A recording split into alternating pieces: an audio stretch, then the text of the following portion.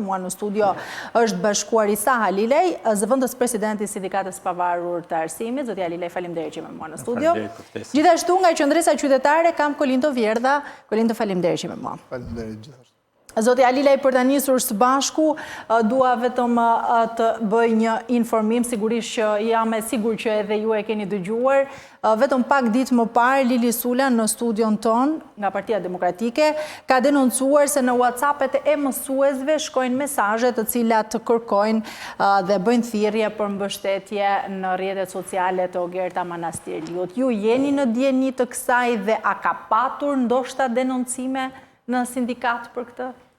Në fakt, situata nuk është edhe aq e qetë, ndoshta nuk ishte duhur prononcimi i ministrit, thirrja që bënte kryesisht prindërve, po në raport me arsimin, ajo ndoshta ishte edhe për mësuesit, dhe gjithsesi është një situatë ndoshta akoma nuk e ka arrit pikun e vet, por mësuesit kanë frikë të prononcohen. Dhe kjo nuk është diçka pozitive.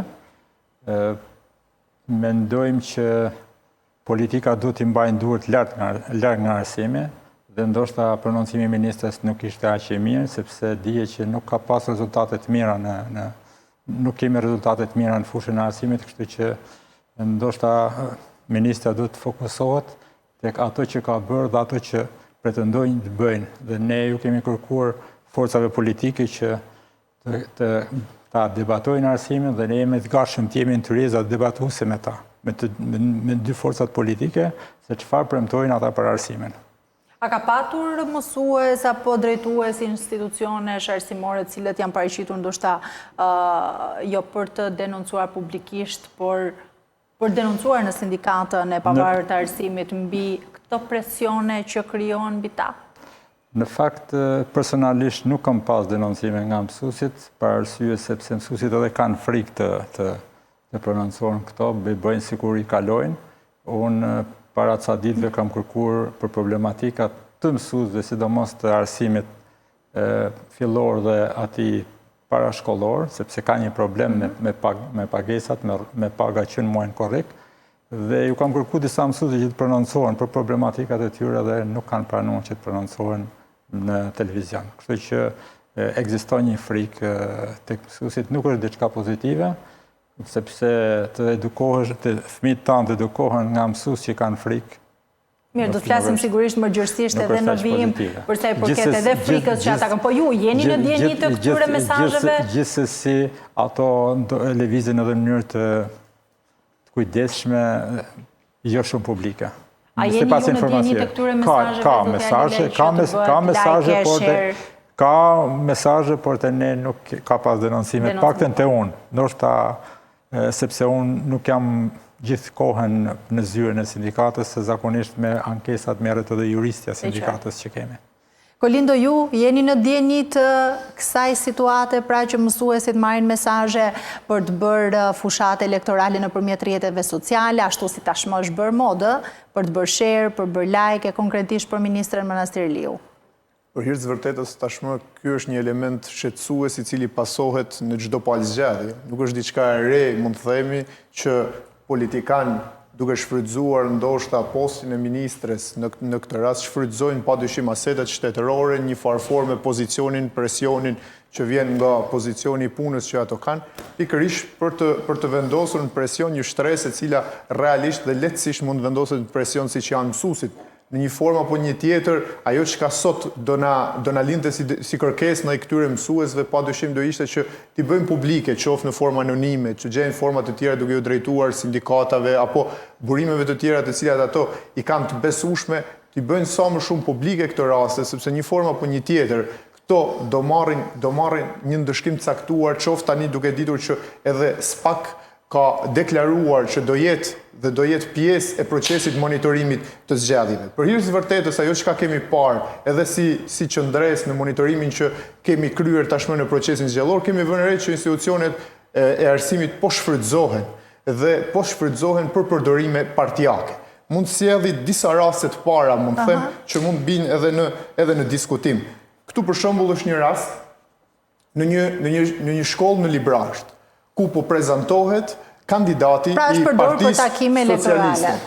Po, kemi rastet të tjera të cilat janë të shkollave 9-vjeçare, për shembull, të cilat shpërndajnë postime të elektorale të ministret Manastirliu. Këto janë disa nga format të cilat në vetvete Tani praktikisht këtë faqen e Facebooku, duke që është një faqe Facebooku e një shkolle, pra një institucioni arsimor, por që dihet që kjo do të menaxhohet nga një person, pra i personelit të shkollës. Kështu, a mund shkojmë rrjedhimisht aty për tek kjo tema që edhe ne po diskutojmë, pra tek presioni që i bëhet nga politika arsimit, mësuesve, punonjësve të arsimit sot? Ne kemi denoncuar 36 institucione arsimore në KQZ lidhur pikërisht me këtë, përdorimin e aseteve të tyre shtetërore, qoftë faqeve të tyre të internetit, po flasim faqeve zyrtare që kanë institucionet arsimore, qoftë 9-vjeçare, gjimnaze apo institucione zyrtare të arsimit parauniversitar, pikërisht duke shpërndar poste, duke bërë like, duke bërë komente partijake në postimet e ministres Manastirliu. Dhe për hir të vërtetës, për ironit fatit, larg kamerave, drejtor të këtyre institucioneve, ne janë shprehur që na bët mirë që na sollët deri këtu duke na denoncuar, se të paktën kemi një argument që t'i themi atyre mos na bëjnë pra, në presion. Pra kur ju keni bërë denoncimin në gjykat? Për të postuar këto mund të themi mesazhe elektorale të cilat kryeministre.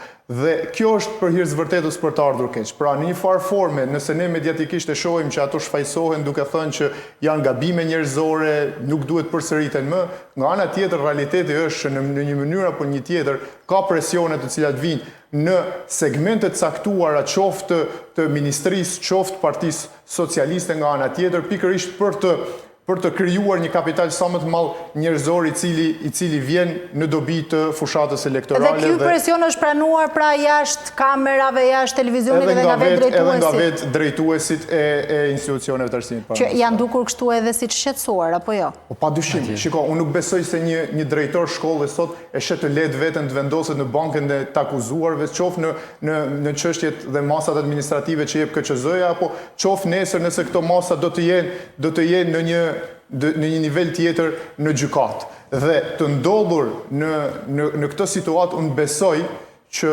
asnjëri prej atyre të paktën nuk e bën këtë gjë nga dëshira dhe i nxitur nga dëshira.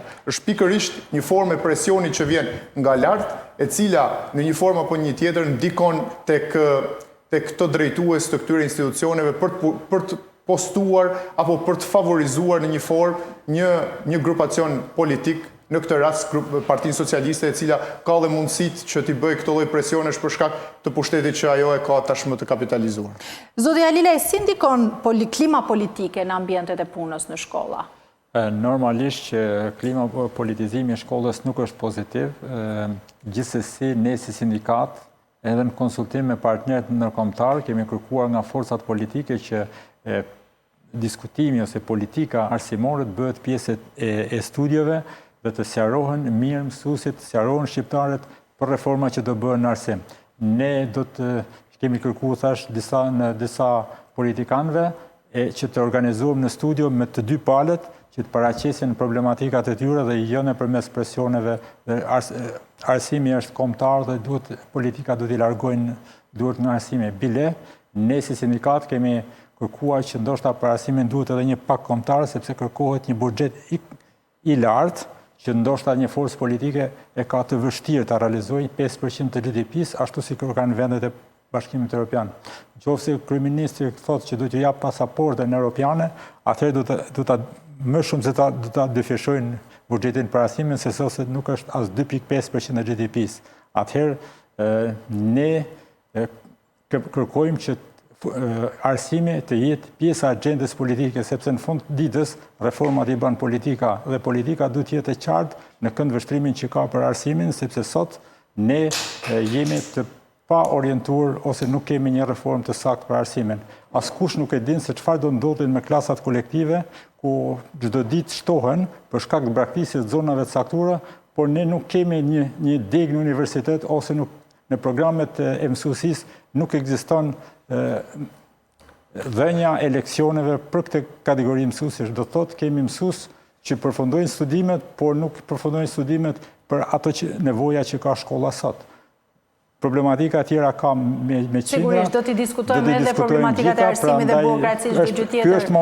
Ky është momenti që politika duhet ta diskutojnë e arsimit dhe të lënë presionin në raport me arsimin. Arsimi është çështje kombëtare dhe duhet të jetë prioritet kombëtar për gjitha forcat politike, jo vetëm për atë që është në pushtet. Sepse të pretendosh që do marrësh pasaportën europiane me 2.4% GDP-s, buxhet për arsimit është e pamundur. E qartë. Kolindo, sigurisht që çdo person ka të drejtën të ketë bindjet e tij politike dhe këtu bijem dakord të gjithë, po a janë të lirë mësuesit që të shprehin bindjet e tyre politike, pra lirshëm? Padyshim, mësuesit mund të shprehin bindjet e tyre politike jashtë orarit mësimor, jashtë orarit zyrtar të punës që ato kanë. Dhe përtej këtij orari zyrtar të detyrimit që ato kanë për të ruajtur një farë lojaliteti ndaj pozicionit të cilin ato të punës që ato mbajnë, duhet ta respektojnë këtë. Dhe mbi të gjitha, nuk duhet që të shërbejnë mësuesit brenda institucioneve arsimore.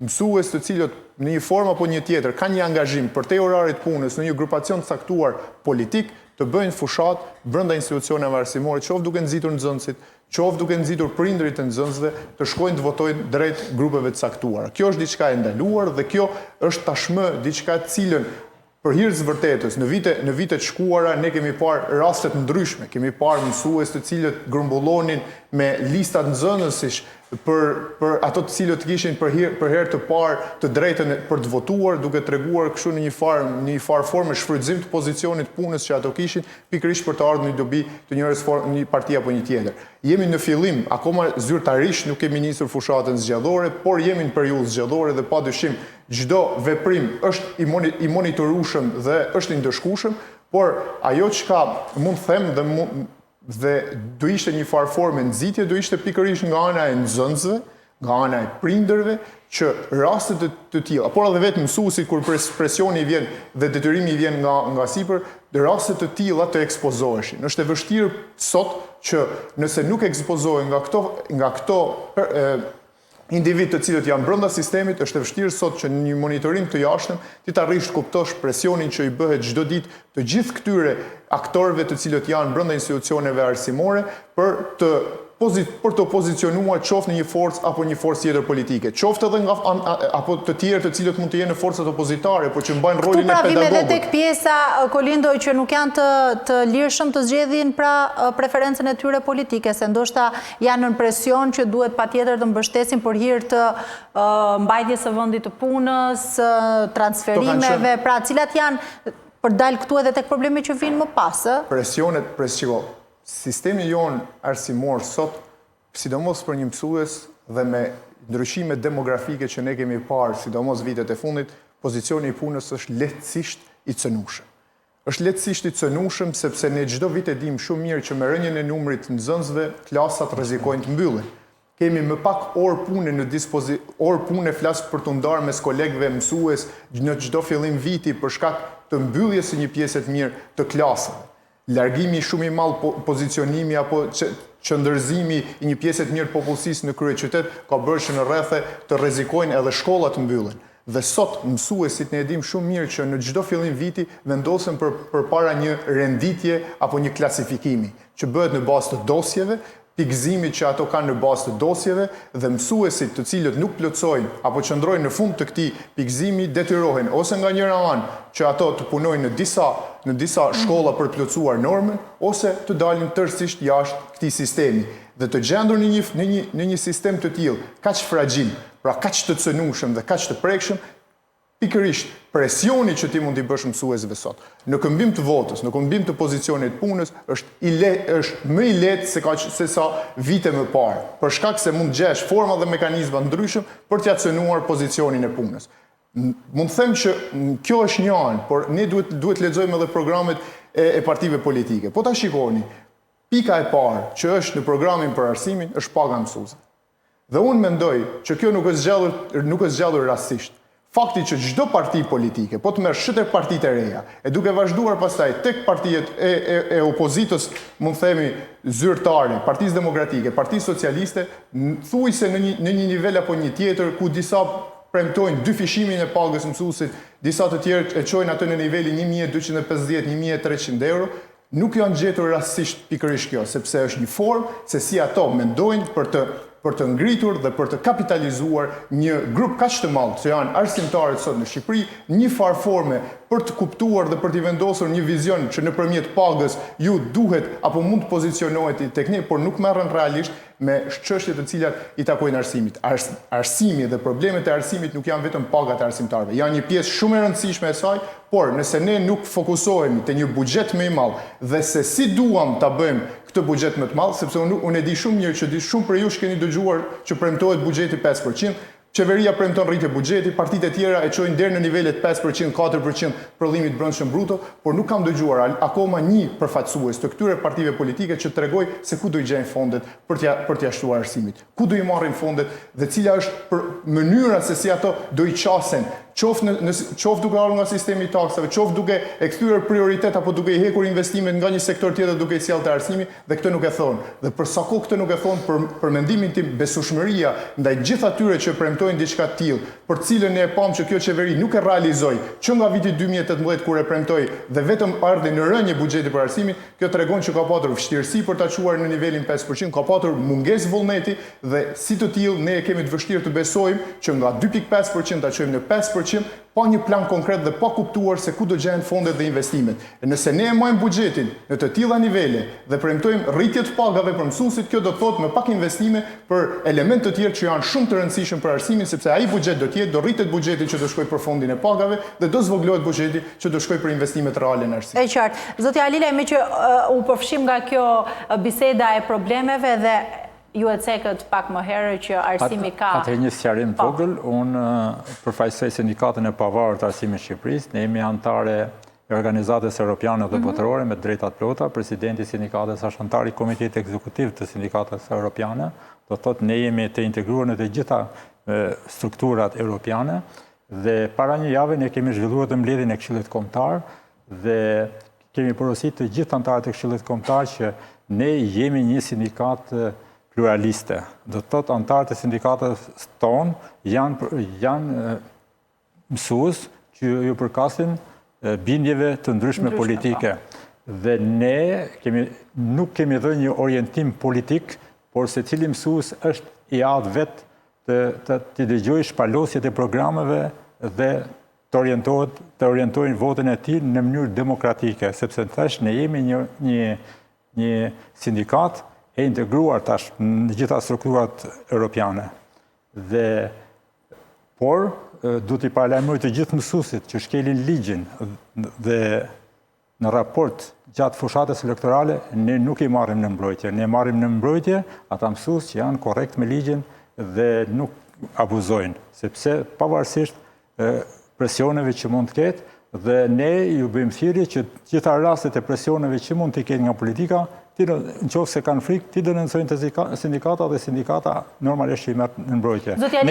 Ne kemi ka edhe mësues që janë kandidat për hir vërtetës dhe ne do përpiqemi që të marrim edhe nga ata, dhe na sepse duke qenë se mësuesit janë pak me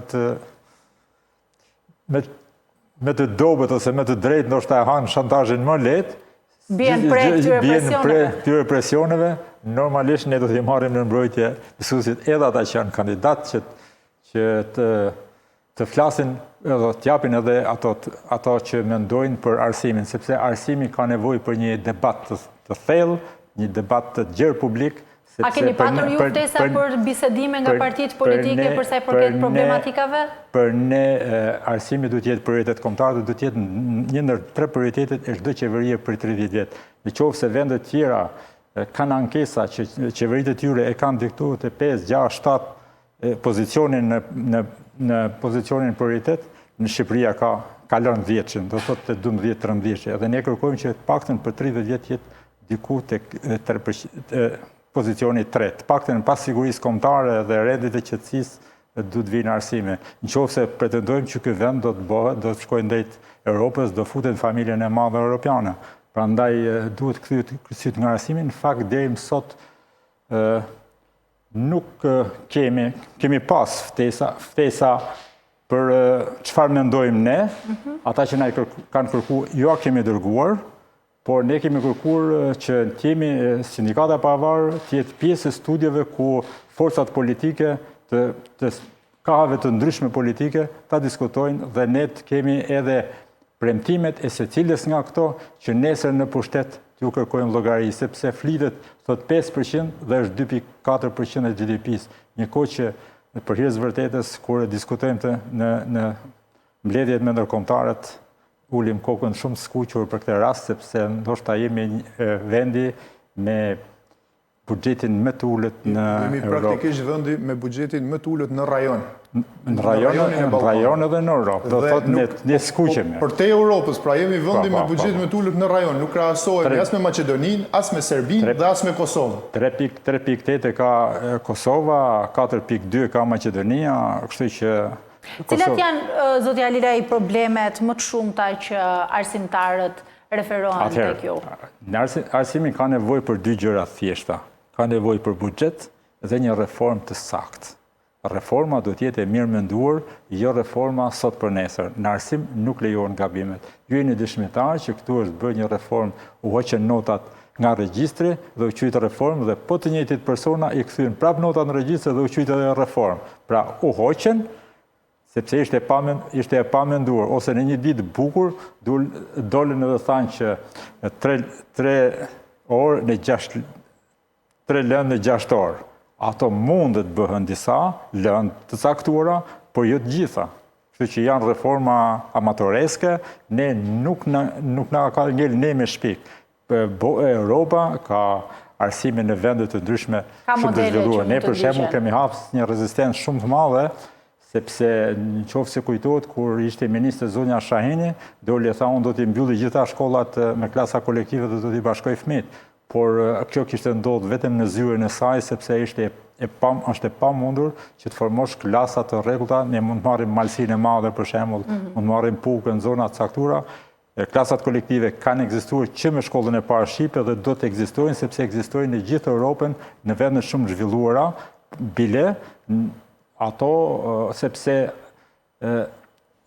si rregull, por është detyrim kushtetues që mësuesit shkojnë te nxënësit dhe jo të vinë nxënësit te mësuesit. Dhe kështu që duhet një strategji e saktë për arsimin.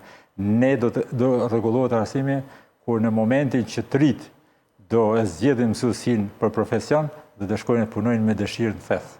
Sepse, për shembull, hipotetikisht, një çift i ri që të jetë i gatshëm, shkojnë të punojnë për 5 vite, 10 vite në feth, ndoshta është zgjidhje më e mirë se sa të hyjnë gomoneve dhe shkojnë në Angli ose të shkojnë të lënë profesionin e tyre në vende tjera.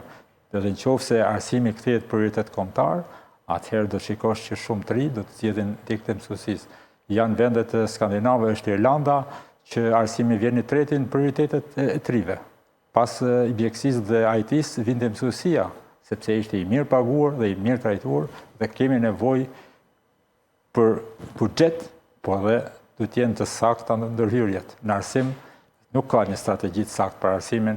Ne themi arsim gjithëpërfshirës, por të shikosh strategjinë që kishte Emira Shivanaj para 100 viteve, thoshte që arsimi ka nevojë, ka për detyrë të krijojë administrat për strukturat qeverisë.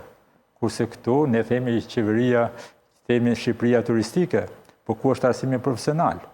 Arsimi profesional është një ministri që s'ka lidhje fare me shkollën. Ne kemi ministrinë e arsimit të sportit, kemi sportin, shumë mirë që është të shkolla, po kemi arsimin profesional dhe atë parashkollor që nuk janë pjesë e Ministrisë së Arsimit. Ne sot në arsimin parashkollor, që për ne është hallka më dobët e sistemit arsimor, është i dobët arsimin në përgjithësi, por ai parashkollori është më dobta. Vazhdojmë të mësojmë fëmijëve që është 3 vjeç shkrim, lexim dhe matematikë, që në fakt perëndimi e ka loja dhe natyra, që të dyja ju mungojnë fëmijëve. Ne themi dhuna në shkolla. Dhuna fillon që në kopsht, aty ku ke 40 fëmijë. Edukatori është i detyruar të bërtasin, sepse është vështirë që ti menaxhosh 40 fëmijë. Pra është një farforme, është dhunë dhe duhet hedhë syt, duhet një strategji e qartë. Ne sot nuk kemi mësues në Tiranë për arsimin parashkollor dhe arsimin fillor. Ne sot kemi mësues në zonat caktuara të shkencave, ne s'kemi mësues anglishtje. Sepse sot është hap shumë mësues anglisht e largohen nga Shqipëria, mund ta ushtrojnë profesionin edhe në vende tjera, sepse edhe vendet e tjera kanë problematika, pa ata nuk i kanë për shkak të rrogave, po i kanë për shkak të vështirësisë profesione, se profesioni është një vend shumë i bukur, po shumë i vështirë. Puna me fëmijë është shumë delikate, je gjithë kohën në presion dhe kërkohet kalohet prioritet kombëtar. E qartë, e ndërkohë gjithçka është e lidhur me politikën, Kolindo, pra duhet jetë një prioritet i politikës arsimi, e sigurisht që arsimi është shumë i rëndësishëm, po a është vendi i punës mësuesit i lidhur edhe ky me politikën? Në fakt, ajo që kemi parë ndër vite është që janë krijuar një formë apo një sër mekanizmash se si ne ta vendosim këtë, duke nisur që tek ajo mësues për Shqipërinë, dhe duke shpikur një farë forme mekanizmat të vendosjes së mësuesve brenda sistemit arsimor. Problemi që mendoj nis herët, të paktën nis që tek zgjallja e degës mësuesisë. Më pak nxënës sot e zgjallin mësuesi. Dhe fakti që sot po na mbyllën një pjesë e mirë e degëve, të cilat një farë forme nxjerrin nesër mësues, qoftë mësues të arsimit para universitar fillor, por edhe më pas mësues të cilët i përkasin edhe profileve të ndryshme. Dhe fakti që kemi më pak do të tregoj që në një periudhë afatgjatme do ndeshemi me një problematik tjetër që nuk do kemi ndoshta më shumë mësues për të zëvendësuar dhe rigjeneruar sistemin. Nga ana tjetër, ajo që ne shohim është që për hir të ndryshimeve, siç e thash, demografike, çdo vit po shohim që po ulet numri i mësuesve brenda institucioneve arsimore. Një statistikë thotë që në 2 vitet e fundit kemi 291 mësues më pak brenda këtyre institucioneve arsimore. Dhe ajo që kjo tregon është një farë forme vështirësi që vetë ky pozicion dhe ky profil ka që të krijohet sot në një shoqëri e cila një formë apo një tjetër po mundohet të gjejë edhe rrugë më të shkurta. Po mundohet që të shkojë drejt profesioneve më të sigurta, po mundohet që të shkojë drejt atyre profesioneve të cilat i ofrojnë të ardhurave më të mira, por nga ana tjetër edhe një qëndrueshmëri dhe një siguri. Tani, të jetosh me stresin që çdo vit ti nuk e di nëse klasat do bëhen që ti të kesh mundësinë të jesh pjesë e sistemit arsimor. Pra mësuesia nuk konsiderohet si një profesion i sigurt nga të rinjt. Sot e shoh si një pozicion që nuk është ai pozicioni i cili ka qenë 10 apo 15 vite më parë. Nëse 10 apo 15 vite më parë ka patur një farë qëndrueshmërie, të paktën po flasim shkollat publike, mësuesit të cilët punojnë në shkollat publike, sot pozicioni i punës nuk është më ai. Sot pozicioni i punës është lehtësisht i cënueshëm brenda sistemit parauniversitar dhe kjo është ajo e cila çon pastaj te krijimi një perceptimi që ndikon edhe deri tek ato të cilët e zgjallin në universitete. Fakti që në një farë forme rriten pagat apo përdoren incentiva të tilla financiare, kjo është një gjë.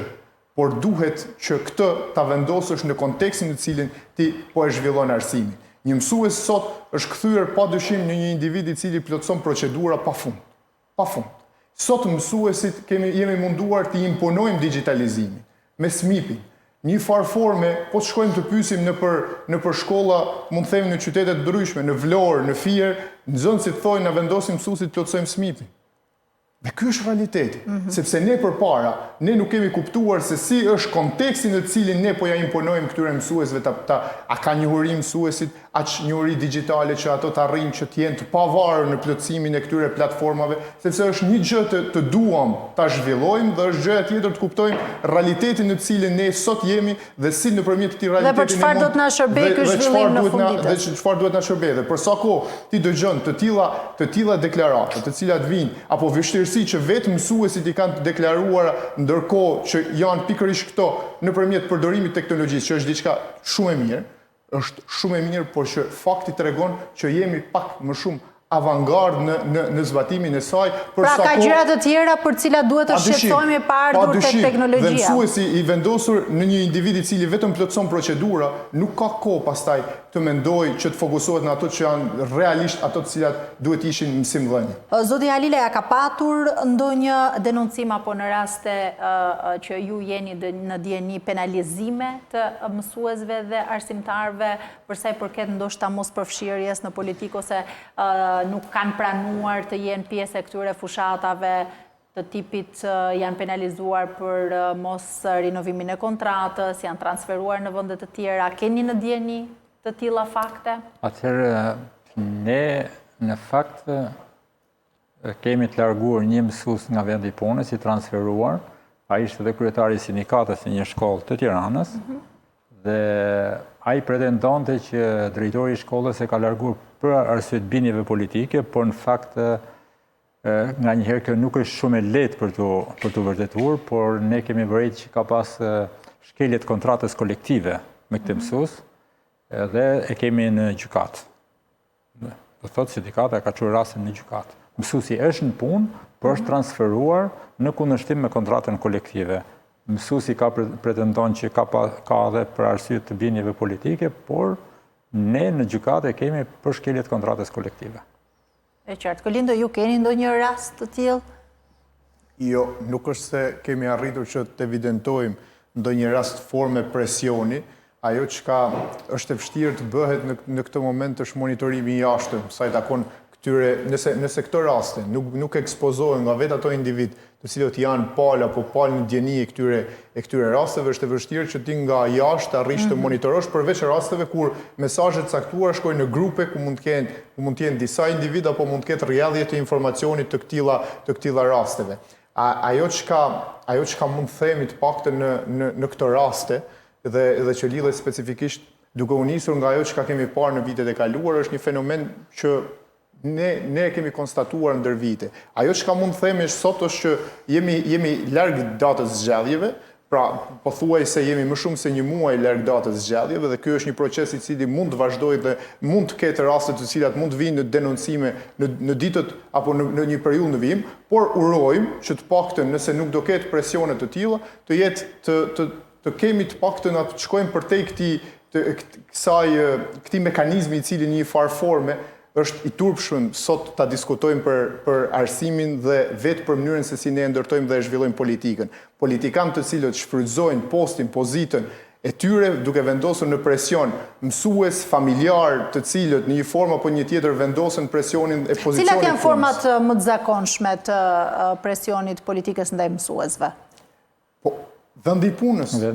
Vendi i punës është ai vetë, shiko, sot përpara një individi presion dhe kërcënim në një farë mënyrë. Përpara një individi i cili punon sot në administratën shtetërore apo punon sot në institucione shtetërore, nuk ka presion tjetër përtej pozicionit të punës. Aty është cënueshmëria më e madhe, por një farë formë edhe njëshmëria më e madhe e një individi. Kuptojmë sot që ne si shoqëri funksionojmë dhe kemi një pjesë mirë të atyre individëve që punojnë në administratë të cilët e kanë të varur jetën e tyre nga ajo pak që marrin. E kanë të varur jo vetëm ushqyerjen, kanë të varur investimin që ato kanë tek fëmijët e tyre, tek shkollimi i fëmijëve të tyre dhe të vendosur në një pozitë kaq tillë është e shenjtë puna në Shqipëri. Dhe pozicioni i punës që mbartin qoftë mësuesit apo kushdo tjetër që punon sot në administratë është i shenjtë për ato individ të cilët e mbartin sepse me të mbajnë familjen dhe me të kalojnë muajin në një farë forme. Dhe kjo formë e të bërit politik duke vendosur presione mbi këto individ të cilët një farë forme apo një tjetër kanë vetëm pozicionin e punës pas vetes, mendoj që është, mund të themi, degradimi më i madh që ndër vite ka ndodhur, por që e kemi parë që nuk ka arritur politika jonë të shkputet nga kjo formë e degraduar e të bërit politik. Ajo që sot mungon realisht që e diskutuat edhe pak më përpara, a kanë ardhur politikan për dëgjuar sot mësuesit mbi problemet e tyre, dhe fakti që ne e dim shumë mirë që zhvillohen një sër takimesh, qoftë duke përfshirë mësues të cilët vinë nga komunitetet të ndryshme në takime apo tryeza, por problemi është sa prej këtyre shqetësimeve që sot mësuesit prekin çdo ditë apo i adresojnë, janë pjesë e këtyre programeve elektorale. Po të lexosh sot programet e partive politike, ngjasojnë me njëri tjetrin kur vjen puna te arsimi. Sepse asnjëri prej tyre nuk thedhohet kuptoj realitetin që sot ka arsimi në Shqipëri dhe problematikat reale që ka arsimi në Shqipëri.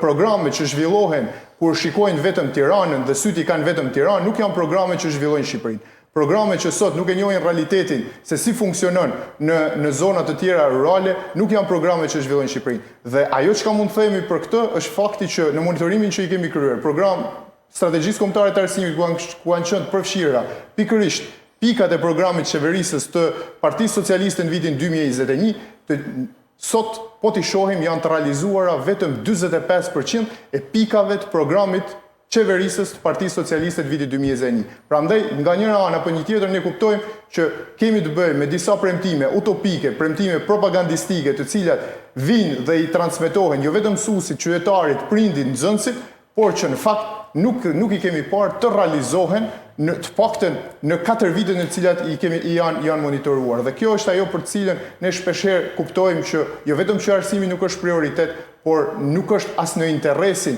e partive politike. Sepse nëse do ishte në interesin e partive politike, unë mendoj që nëse ti dëshiron të zhvillosh një shtet dhe të drejtosh një qeverisje të mirë, po nuk përmirësove arsimin, e ke të vështirë të përmirësosh çdo hallk tjetër, sepse kapitali njerëzor duhet nxjerrësh pikërisht nga dyert e universiteteve dhe shkollave. Që do duhet edhe për në qeverisjet e ardhshme dhe sigurisht që do t'i duhet shumë vendit.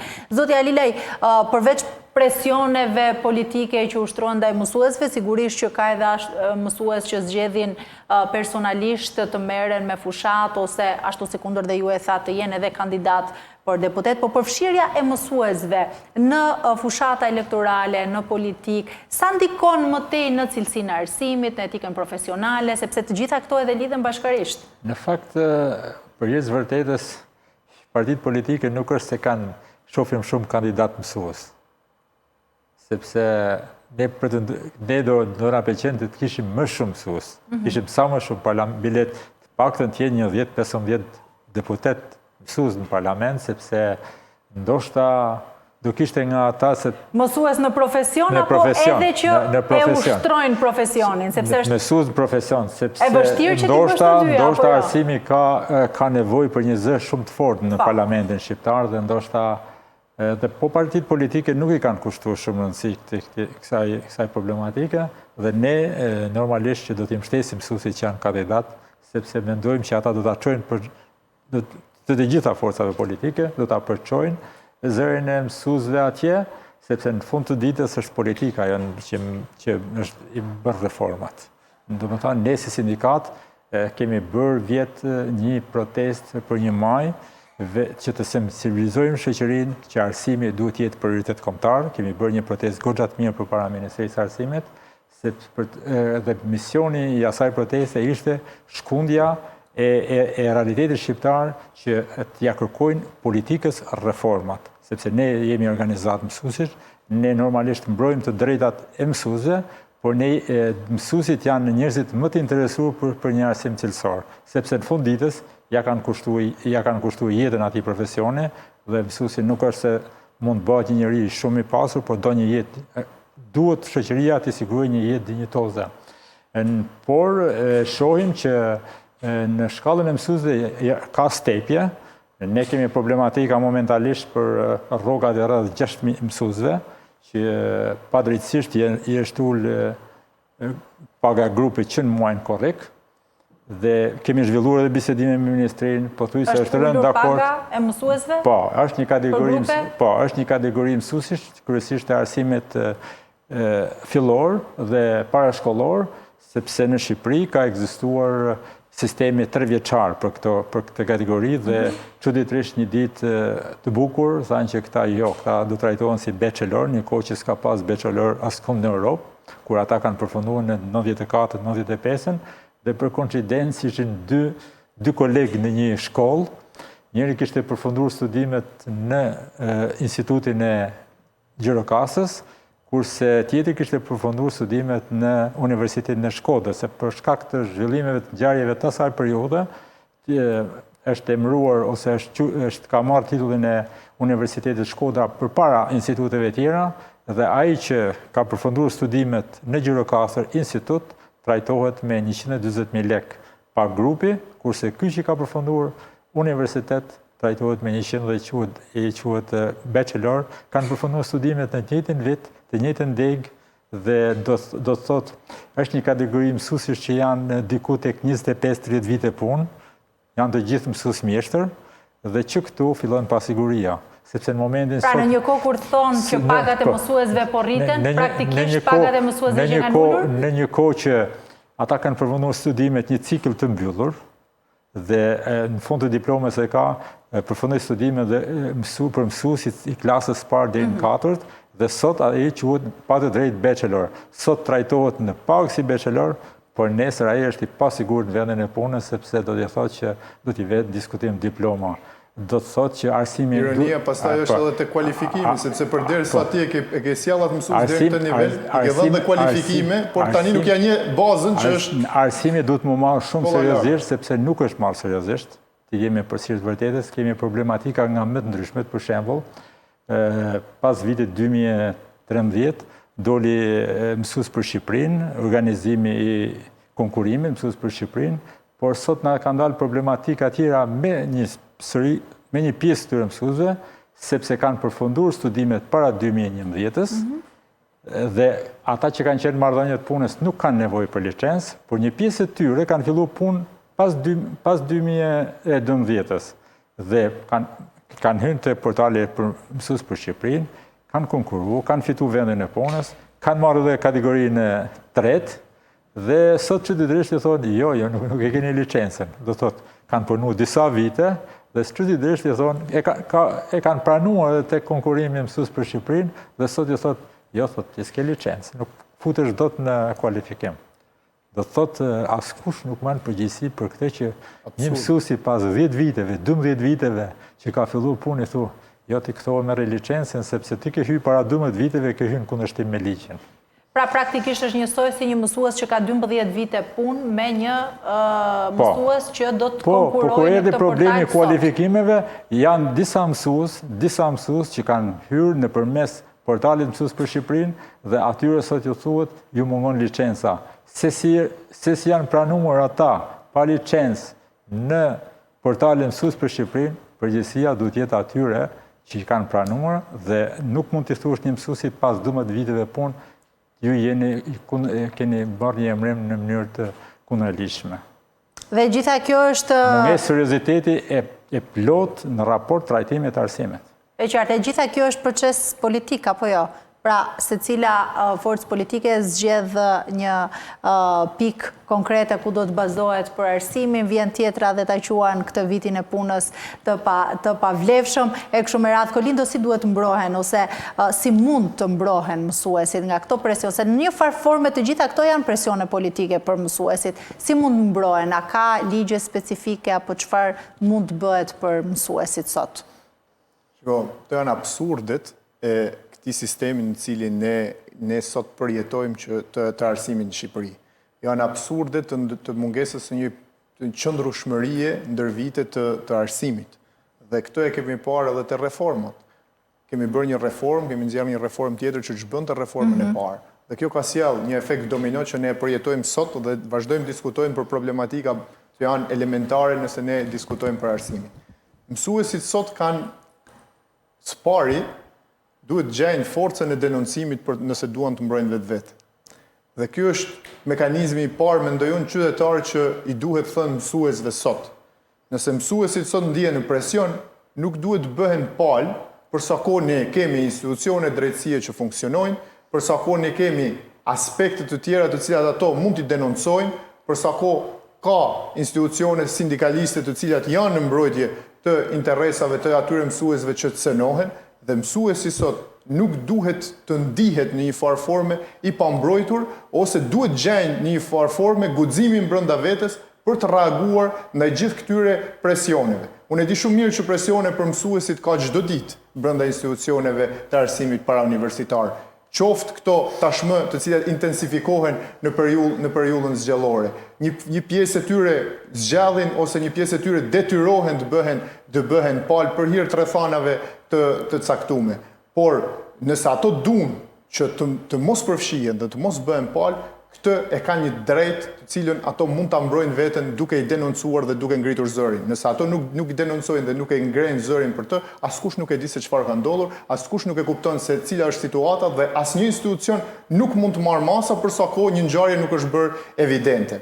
Diskutuat pak më parë lidhur me ato mësues të cilët bëhen pjesë e politikës dhe përfshihen në politikë. Për hir të vërtetës kemi kuptuar që mësues kanë drejtuar edhe Ministrinë e Arsimit edhe sidomos vitet e fundit, por nuk kemi parë asnjë përmirësim në drejtimin e institucionit Ministrisë Arsimit, sepse funksionojnë njësër makinacionesh politike të cilat detyrojnë qoftë sot edhe më i miri i cili do të vendoset brenda institucionit Ministrisë së Arsimit apo dhe vetë formës se si ne kemi ndërtuar politikën për të bërë pjesë, për të zgjallur që të pengojnë veprimin drejt përmirësimit të këtyre kushteve dhe për hir të vërtetës ajo që kemi parë me ato të cilët kanë drejtuar që kanë ardhur nga opozicioni i mësuesit nuk kemi parë ndonjë farë vullneti nga ana atyre, por kanë zgjallur politikën, partinë, interesin e partisë dhe politikës përpara interesit të përmirësimit të një sistemi i cili për hir të vërtetës ka pafund probleme dhe mund të themi sot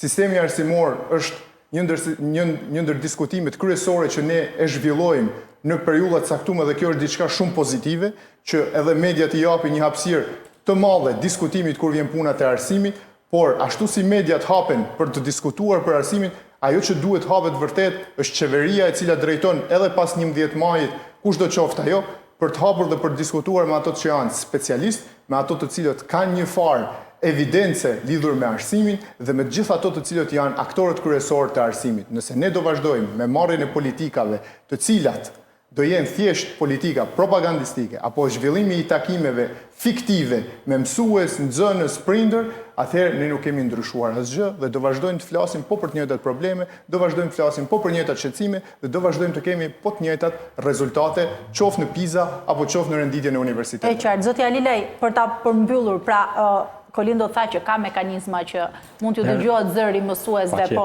konkretisht roli sindikatave dhe shoqërisë civile, cili është në të pikë? Atëherë ne jemi sinqert, jemi në kushtet e Shqipërisë, si çdo tjera, por gjithsesi ne kemi luftuar që mësuesi të jetë i mbrojtur nga sindikata dhe mendojmë që kemi arrit diçka. Kemi arrit sepse ju kemi siguruar një kontratë kolektive, ndoshta mësuesit nuk janë edhe shumë të informuar për kontratën kolektive. Ne nuk kemi pranuar që mësuesit jenë me kontrata individuale, sepse duke pas një kontratë individuale, ai mund të jetë më i rrezikuar vendin e punës, kurse në bazë kodit punës, kur ekziston kontrata kolektive, atëherë ajo qëndron mbi individualen dhe mësuesit në Shqipëri janë të mbrojtur nga kontrata kolektive. Kontrata kolektive sipas specialistave dhe të partnerëve tanë është në më të mirat në rajon. Në fakt, për hir të vërtetës, duhet pranojmë që kemi një rënje drastike të numrit nxënësve rreth 30%, por numri mësuesve nuk ka rënë 30%. Për hir të vërtetës, disa edhe nga propozimet tona për rishikimin e normave mësimore është marrë parasysh, por mendojmë që arsimi ka nevojë për një strategji të saktë dhe një program të saktë. Por nuk do të thotë që të punosh sot për nesër. Duhet të jetë e mirë menduar, duhet të jetë e tipit Mirash Ivanaj, ka kaluar një shekull, por problemi është që duhet të jetë e Mirash Ivanajt e kohëve moderne. Shqipëria ka specialista të mirë dhe duhet të ndërtojnë një sistem arsimor, sepse sistemi arsimor në Shqipëri është i harnuar. Nuk kemi pas një reformë ose një frym perëndimore tek arsimi. Unë e kam thënë disa herë që ne duhet të fillojmë që të emrat e shkollave. Shkolla duhet të kenë vetëm emra mësuesish. Shqipëria ka një histori dhe historia e arsimit mendojmë që është pjesa më e bukur e historisë së Shqipërisë. Mësuesit kanë qenë gjithmonë të gjitha momentet e vështira kanë qenë në anën e durë të historisë. Duhet të ketë një vullnet për arsimin, sepse kur themi arsimin prioritet kombëtar, nuk është vetëm brenda kufive. Mos harroni se kemi edhe Kosovën. Është propaganduar ka 15 vite propagandohet abetarja, dhe kemi ngel të abetarja në raport me Kosovën.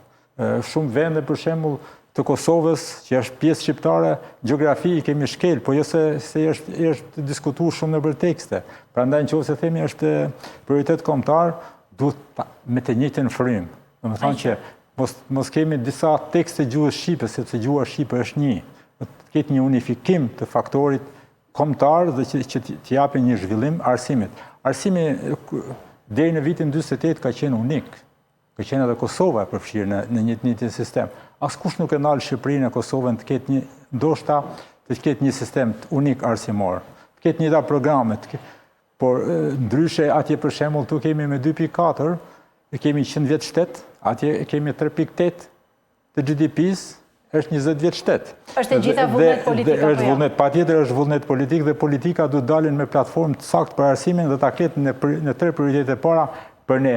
Ndoshta është i nevojë edhe për ndonjë pak kombëtar mes forcave politike, pozit, sepse mësuesin e mirë e duan çdo prind, edhe i çdo ngjyrë politike, shkollën e do të jenë përcaktuara qartë, sepse ne flasim në përgjithësi për arsimin, por e kemi arsimin profesional, e kemi skëter fare, një kohë që ti ke sa të duash vende pune gjatë verës, po s'ke arsim. Nëse themi Shqipëria turistike, do t'i presësh musafirët. Do të kesh njerëz përgatitur për këtë. Kështu që ka nevojë për një ndërhyrje të fortë, shpresojmë që ky muaj të jetë i mirë edhe për arsimin, sepse shpresojmë që të diskutohet edhe të detajohen edhe politikat arsimore që do vinë. Ka shumë për diskutuar në fakt për arsimin edhe... Dhe thash, ne si sindikat ju kemi bërë thirrje forcave politike, opozit të organizohen tyreza dhe ne do jemi në tyreza me ta, të ngrejmë problematikat dhe do t'i mbajmë shënim edhe premtime që bëhen, sepse... Sigurisht. Duhet të shohim se çfarë do të bëhet. Në qoftë se pretendojmë që të shkojmë në Europë, gjërat do të shikohen edhe më me detaje. Me fakte. Zoti Alile, faleminderit që ishe me mua në studio. Kolindo, kënaqësi, faleminderit.